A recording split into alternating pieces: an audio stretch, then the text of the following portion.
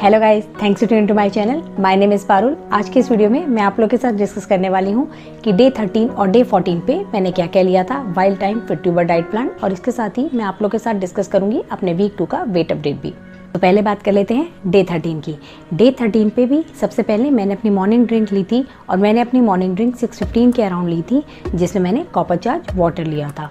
इसके लिए मैं क्या करती हूँ, मैं रात को ही अपनी एक कॉपर की बॉटल है मेरे पास 1 लीटर की, उसको फिल करके रख देती हूँ। आपको बस ध्यान ये देना है कि आप जो भी कॉपर का वेसल यूज़ कर रहे हैं, आप उसको फिल करने के बाद एक वुडन सरफेस पे रखें ताकि उसकी ग्राउंडिंग ना हो, और सुबह इसको डायरेक्ट या तो उसी बर्तन से पिएं या फिर आप किसी कांच के गिलास का भी यूज़ कर सकते हैं। किसी और मेटल में आप इस पानी को ट्रांसफ़र ना करें।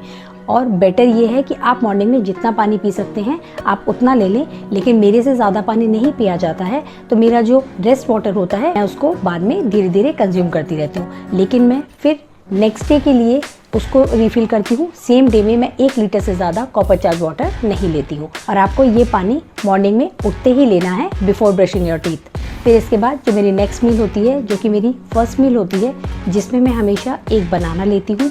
मैं उसका पील भी उसमें स्क्रैप करके ऐड करती हूँ, और उसमें ब्लैक पेपर भी स्प्रिंकल करती हूँ। जैसे कि फिट ट्यूबर ने बताया था कि अगर आप इस तरीके से लेते हैं तो एक तो आपका जो वो पील उसमें ऐड होता है उससे आपको कैल्शियम ज़्यादा मिलता है, और ब्लैक पेपर ऐड करने से वो आपके वेट लॉस में सपोर्ट करता है। इसके साथ मैं सोक नट्स भी लेती हूँ, क्योंकि मुझे काफ़ी टाइम से, इवन फॉर ईयर्स में ये लेती आ रही हूँ। हाँ, मैंने ब्लैक रेजन्स जो ऐड किए हैं वो लास्ट 2-3 मंथ में ही किए हैं, जब मैंने रुजुता दिवेकर मैम की एक वीडियो देखी थी जिसमें उन्होंने PMS वगैरह के लिए और बहुत सारे, जब मैंने और वीडियोस देखे, जैसे कि ये आपकी ओरल हाइजीन के लिए भी बहुत अच्छा होता है, आपकी कैविटी के लिए भी बहुत अच्छा होता है, तो तब से मैंने ये ब्लैक रेजन्स भी अपने और अपने बेटे की दोनों के मॉर्निंग की फर्स्ट मॉर्निंग की जो मील होती है उसमें ऐड करना स्टार्ट कर दिया है।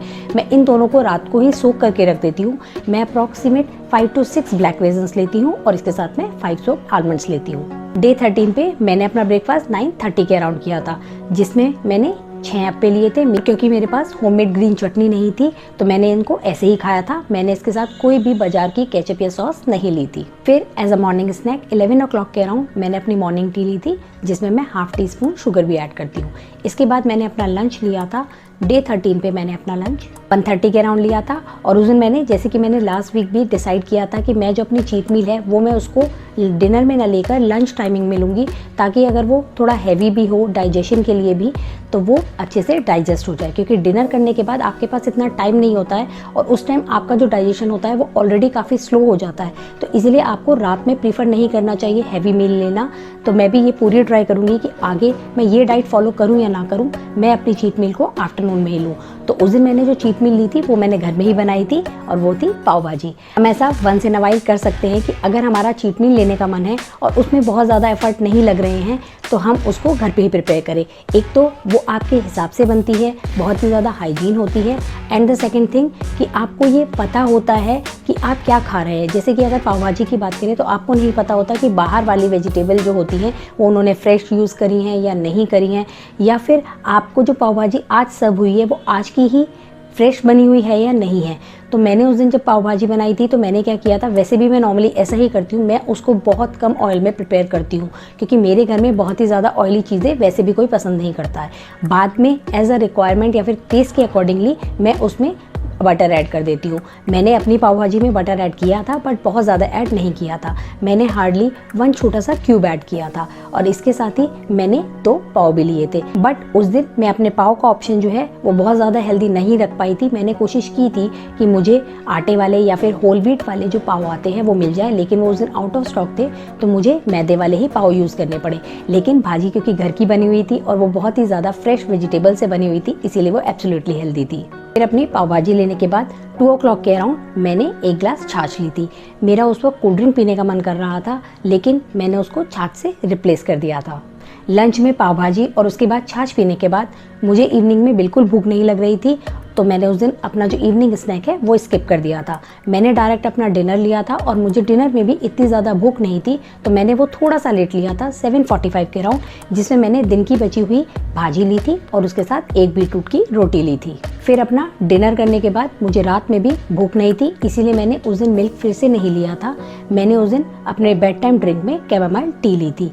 उस दिन जो मेरे स्टेप्स कंप्लीट हुए थे वो थे 4488, और इसमें जो मैंने कैलोरी बर्न करी थी वो थी अप्रॉक्सीमेट 100, 100 और जो मैंने डिस्टेंस कवर किया था वो था 2.82 किलोमीटर्स।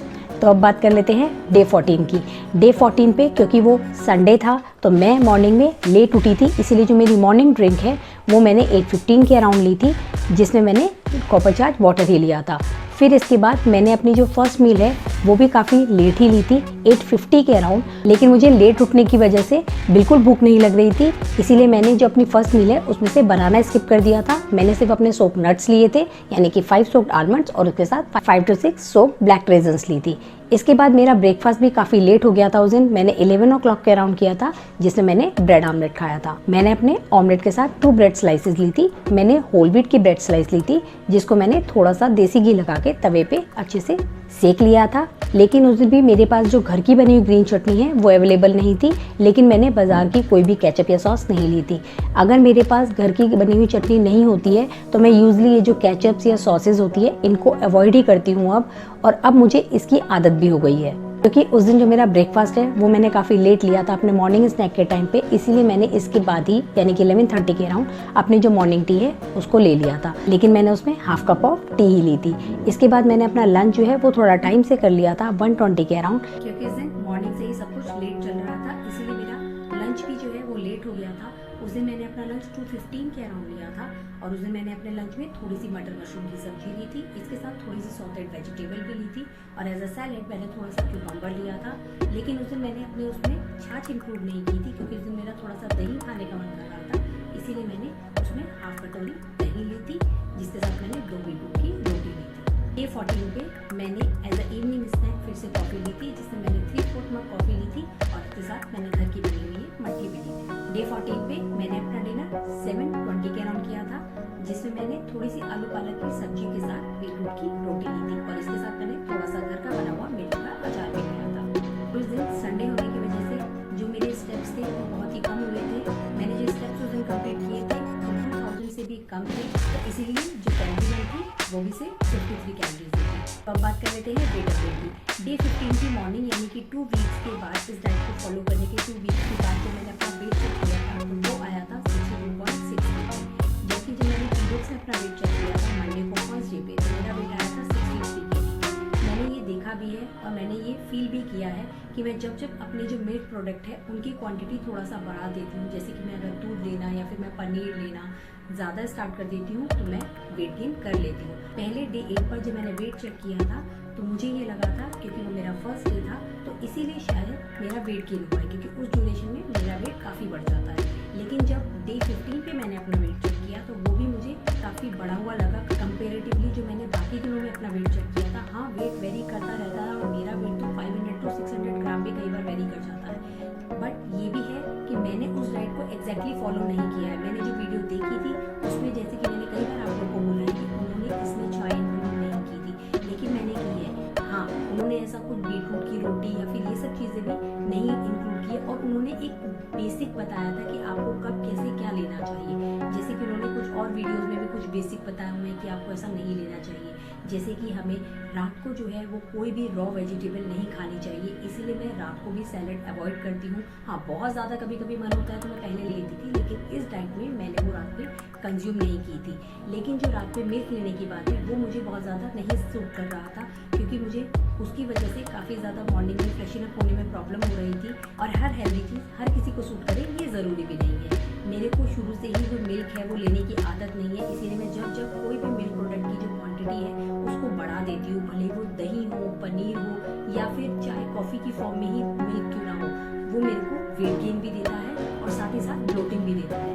इसीलिए मैंने ये कोशिश करी कि मैं या तो कॉफ़ी लूँ या फिर मैं मिल्क लूँ। हाँ, मैंने किसी दिन में चाय, कॉफ़ी, मिल्क तीनों चीज़ें ली है, लेकिन मैंने उसके कॉन्सिक्वेंसेस भी फेस किए हैं। तो मैं इस डाइट में थोड़े मॉडिफिकेशन अपने हिसाब से करती रही थी। और अब किसी की भी डाइट को एग्जैक्टली फॉलो कर पाए ये ज़रूरी नहीं है, क्योंकि हर एक की लाइफस्टाइल अलग होता है, हर एक की कुछ ना कुछ हैबिट्स होती है जिनको ब्रेक करने में थोड़ा बहुत टाइम लगता है। तो आई होप ये वीडियो आपको पसंद आई होगी। If you like my video please give it a thumbs up, और इसी तरह के और कंटेंट के लिए please consider subscribe to my channel, hit the notification bell, share it with your friends and family. See you soon with another video. Till then take care, bye bye.